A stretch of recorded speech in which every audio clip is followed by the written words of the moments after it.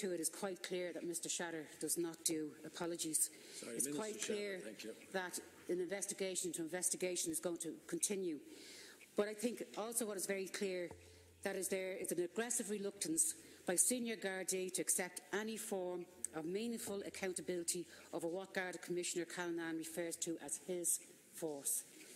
This is the nub of the matter, and it is also clear that Mr Shatter has backed senior Gardaí in this attitude. The real problem here is that an ordinary member of the public who has a complaint against a Gardaí or an individual Garda faces at best an insurmountable set of obstacles in having their complaint taken seriously and properly investigated, and at worst can find themselves the target of harassment and intimidation, of wrongful arrest, vexation charges, etc. I want to refer to a particular case, and I want to put a question to you then, Taoiseach. I'm aware of the 30 cases that were put to Minister Shatter in October last by the Justice for All, and one of those was Dr Richard O'Flaherty.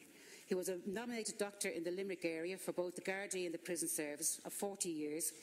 He would be called to the Garda stations to treat people under arrest. He had concerns about the maltreatment of patients in the Garda stations, including beatings and denial of medical attention.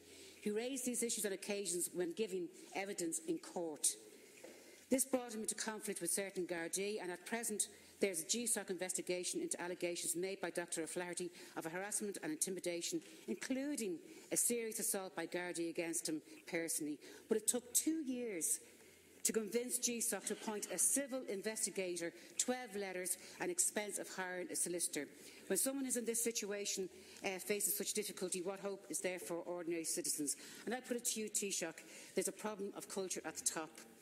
This is an opportunity for you and your government to deal with the situation. So will you establish an independent police authority, such an authority to appoint a Garda Commissioner, the Commissioner to be accountable to the authority?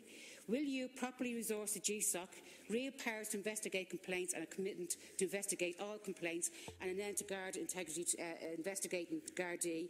Will you bring a proper protection to whistleblowers and, just as important, the protection of citizens who exercise their right to make complaints? It's time to deal with this decisively. Otherwise, we're going to be here talking about this in the past. We're talking about it now in the present of individual cases and into the future. Thank you. The fundamentals have to be changed. You're in a position